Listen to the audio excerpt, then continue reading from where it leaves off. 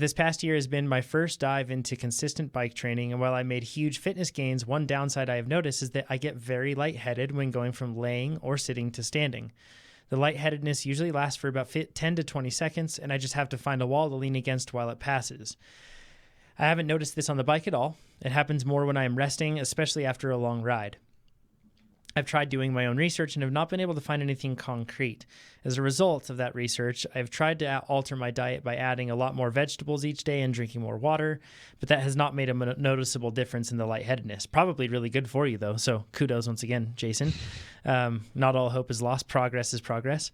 He says, I'm wondering if Chad has done any research into this subject, and if anyone has any tips for me for what to try next. Thanks for any help. So Amber, Chad, go ahead. But yeah. Yes, Jason, I have, and I did. And it was on a previous episode where we discussed orthostatic hypotension. And Amber's going to cover some of the same points, but she's going to bring up a lot of stuff that I didn't cover. So let's just turn it over to her and have her offer her take on it. Cool. Thanks, Chad. I really like this question because I think it's a cool opportunity to put our physiology detective hats on. We talk a lot about principles on this podcast. We talk about principles of training, principles of tactics, and how you can use basic principles and put them together to learn new things or apply things in a variety of scenarios. And this is kind of one of those examples that I think would be really cool to take this approach. So when we talk about the difference between sitting and standing or laying and standing, when you get lightheaded, we know that the cause of that really is just a temporary drop in blood pressure in the brain, right? So in the upper part of your body, as you stand up, gravity is now pulling on the fluid, the blood in your plumbing from a different direction relative to the plumbing. So that's what's happening right there is we have this change in blood pressure in the brain. And what's really cool about this is we have what's called a baroreflex. And I think Chad may have gone into this before, so I'll make this pretty quick. But baroreflex is amazing. Again, have I mentioned before how amazing our bodies are? They're incredible. It's so cool. So your baroreceptors are these little mechanoreceptors in your blood vessels that are sensitive to stretch. So they can tell when they're stretching. So as you go from, say, laying or sitting to standing, the vessels in your lower body are, because gravity is now pulling the blood down towards your feet, towards your lower body, those vessels are going to stretch a little bit. Those baroreceptors are going to send a message back to your brain. Hey, we have increasing pressure down here in the lower extremities, while the upper extremities now are going to be sensing lower pressure. Those baroreceptors send a message back to your brain. Your brain says, cool, we're on it. So then what your brain is going to do is it's going to selectively vasoconstrict, selectively tighten up some of that plumbing in order to redistribute the blood pressure so that you don't get lightheaded. And this literally happens in less than a second, like a split second. All of that messaging, all of those decisions, all of those responses, boom, done. So when things are working really well, you can go from laying or sitting to standing, no problem. It's pretty impressive. So when we take that and we know on one hand, okay, the lightheadedness has something to do with blood pressure. Okay. Jason has correlated this experience to the fact that he's getting a lot fitter. So let's take a step back and let's think about what are the training adaptations that happen over the long term that might have something to do with blood pressure. So when we look at the long term, one of the long-term training adaptations that we see is called vascularization. And that's your brain, again, super smart, is saying, wow, we have all these huge muscles in the legs. And let's be honest, our leg muscles are huge, right? And they're only getting huger. So some of us. I was just going to say, some of us have arrow legs. So the brain's going, wow, we have these. Dig, Amber. She's so clever with this. Like she's just throwing in little daggers. Subtle. We have these big old muscles in the legs and they're doing lots of work. And so the brain's going, wow, we need a lot of oxygen going to these muscles, which means we need more blood. So how can we get more blood going to these muscles? We can make more plumbing. And that's what your body does, is it makes more capillaries, more blood vessels, so it can deliver more blood, more oxygen to these muscles.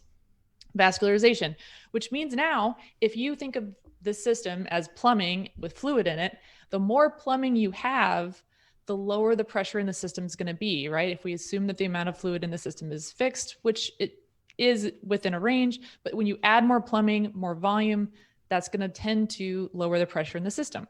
The other long-term adaptation is we know that you end up having a lower heart rate. Your heart gets really efficient. It can pump out more blood with each heartbeat. So at rest, and Jason mentioned that this does tend to happen after he's done working out, when he's at rest, you have a lower resting heart rate. And again, that tends to indicate lower blood pressure as well. These are all good things. They're really, really healthy for you, right? These are things we associate with good health. These are good adaptations that we want to chase with fitness. The other thing that can happen is vagal tone. This has to do with that lowering of the heart rate, and it also makes you more efficient in terms of vasodilation. So that's another thing we'll talk about as an acute response to exercise. But all of these things are generally really good, and they do happen to relate to blood pressure, and they tend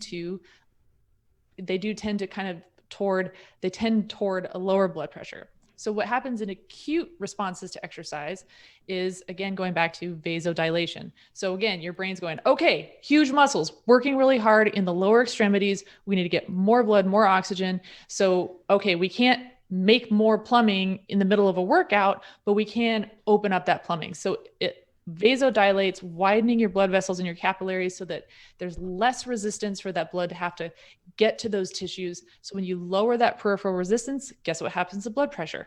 It tends to come down. But what it's doing there is it's increasing oxygen delivery. And the other thing that happens during acute exercise is we know that our core temperature goes up, which means that we're going to have to try to shed heat. And the way that our bodies shed heat is, again, vasodilation. You're dilating the blood vessels, especially near the surface of the skin, so that you can dump heat at the skin surface. The other thing that happens during exercise is you're sweating out fluid. So you're actually losing fluid in the system. You're opening up the pipes in the plumbing. All of these things are serving to tend toward a lower blood pressure. And interestingly, you don't just lose fluid to sweat. One of the cool things I learned when I was doing research on this is the body's trying to push that blood into those working tissues so fast and so hard that you actually get a little bit of blood plasma leakage to interstitial space, which is to say that it just kind of goes in between the cells and the tissues, and eventually it gets resorbed again, but you lose fluid while you're exercising. So now we have these two things, right? We have the baroreflex, which we know is amazing and can instantaneously redistribute the pressure, your blood pressure around your body selectively to make sure that you don't get lightheaded. But on the other hand, we have these training adaptations that tend to nudge your blood pressure to the lower end. So what ends up happening, and again, this is where we have our detective hats on. If we put these two things together, then we can say, okay, we've got this baroreflex, but at the end of a really hard training bout, the baroreflex has a really uphill battle, right? Because now the baroreflex has to overcome vasodilation, which is happening as a response to the exercise. It's happening as a response to the increase in core temperature. It's having to battle the fact that you have more plumbing. It's having to battle the fact that you have less fluid in the plumbing. All of these things makes it harder for that baroreflex to do its job. Now, this is where it gets really interesting. Well, I thought it was very interesting, but you can be the judge of that. It just gets more interesting.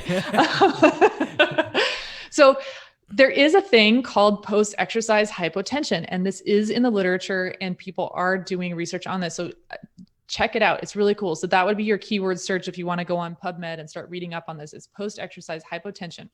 And again, during exercise, we have selective vasodilation and vasoconstriction. So the vasodilation is happening in those giant leg muscles of yours that are working really hard, which is, as cyclists, those are all in our lower body, right? But you're going to vasoconstrict to non-working muscles, non-working tissues in order to increase venous return, because you want to get that deoxygenated blood back to the heart, back to the lungs, so it can get oxygenated and pumped back out again.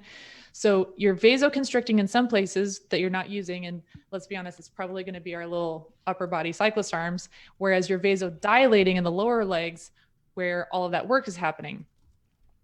See where I'm going with this? If you think about the baroreflex and having to increase blood pressure in the lower body versus the upper body. So you're setting yourself up during exercise to be vasodilated in the lower body and vasoconstricted in the upper body.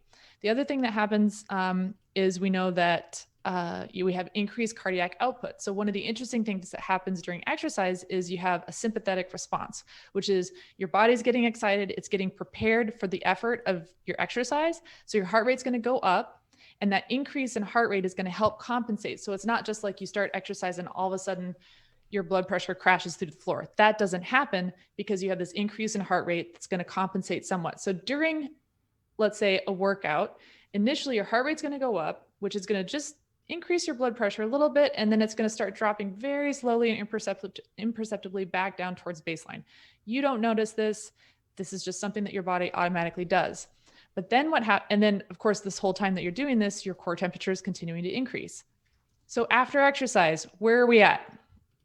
You're done exercising. So now you're shifting from that sympathetic activation to parasympathetic. So you're going from fight or flight back to rest and digest. If you're super fit, boom, that vagal tone means that your heart rate is going to drop really fast. Your heart rate is going to recover faster the fitter you are. And if the fitter you are, the lower your resting heart rate is. So all of a sudden, heart rate is going to drop. So that compensatory mechanism that was helping maintain the blood pressure just came down. Again, you've lost fluid in the system, you have more vascularization, and guess what? Your lower limbs are vasodilated while your upper non-used muscles are vasoconstricted. So again, that baroreflex really has an uphill battle. And that's what happens after you're done with a workout. You're finally at rest. Your baroreflex is trying its hardest, but you've really stacked the deck against it because of all of these things that have happened, not only over the long term in becoming fitter, but also acutely during your workout. So I love this because you can take all these principles, you can put them together and you can say, oh, this really makes sense. And you could probably put all of this together even without doing a deep dive on PubMed. It's super interesting and fun to do anyway, but it's kind of a fun problem solving exercise to do on your own. I love this stuff. So a couple things about post-exercise hypotension. It's a really complex mechanism. So we've talked about this at a pretty high level, but when you really get into the signaling of the shift between sympathetic and parasympathetic, there's all kinds of chemical pathways that are going on. So it's a complex mechanism that's it's still not very well understood. There are some indications that there are sex differences in this response. Again, not very well understood yet. And there may also be possible differences in whether your baseline blood pressure is high or within what we would consider a normal range. So how you're going to react to this is going to be highly individual and it's going to depend on a lot of different factors. So Jason, I think this makes a lot of sense. You're getting fitter, you're putting out a lot of work during these workouts. And then the fact that you're getting lightheaded at the end of the workout, it makes logical sense. It doesn't mean that this is necessarily bad for your health. There's not really anything you can do in terms of nutrition to fix it.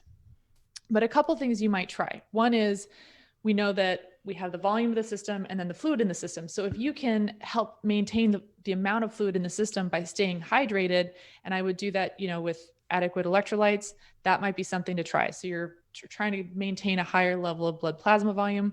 The other thing that you can do, and this is often anything that has to do with that vagus nerve, this is something that can be really helpful. But if you feel yourself starting to get lightheaded, using the Valsalva Maneuver is something that can really help. And the Valsalva Maneuver, in simple terms, is basically if you close your mouth and you try to breathe out really, really forcefully without actually expelling air, that's kind of the sensation of the Valsalva Maneuver. You can Google it. It's Valsalva. But this is something that can help counteract that if you start to feel yourself getting lightheaded. The other thing is just be aware of your surroundings. If you know that you're going to be lightheaded for a while after your workout, and the research shows that this post-exercise hypotension can last anywhere from minutes to hours after an exercise bout. So be aware of your surroundings. Like maybe take your time standing up, maybe sit near pillows instead of sharp edges just for a little while until you feel like you've recalibrated. But these are some preventative things you can do. The other thing I would say is also talk to your doctor, explain that you train a lot, explain the context of your increase in fitness and why this, might be occurring. But it is worth mentioning to your doctor because they have a holistic sense of your medical history. And who knows, just in case it might be something of concern, you definitely want to run it by them and just make them aware of this is a particular issue for you. So there you have it. I hope you guys had fun with that. I did. Raise your hand if you've experienced this, like in association. You feel like in association with training. I have, big time, for sure. Like, but a lot of the time I wonder how much of it, and it's, you said, Amber, it's all connected. It's a web and it's complex. But I feel like whenever it's happened, if I'm honest, I look back at it, I was probably really dehydrated. Like it was, after a long or hard effort where I didn't adequately hydrate before or during, something like that. And it was like, in hot conditions, something like that. And that happens pretty regularly to me. But yeah, the Valsalva maneuver, like you mentioned, is hugely helpful for it. And actually, when I go through, and it seems like I go through like bouts where it happens pretty regularly, and when it starts to happen, I find myself doing that before I even get up. I'm like, all right, just get ready for it. Like, it's coming. Yeah, it's coming. So it can be a good way to do it for sure. If you like this video, make sure you give us a thumbs up. If you didn't like this video, you can give it a thumbs down, but let us know what you would have done differently in the comments below. If you want to see more of these videos, make sure you subscribe to our YouTube channel. And if you want to become a faster cyclist, check out TrainerRoad.com. Do it.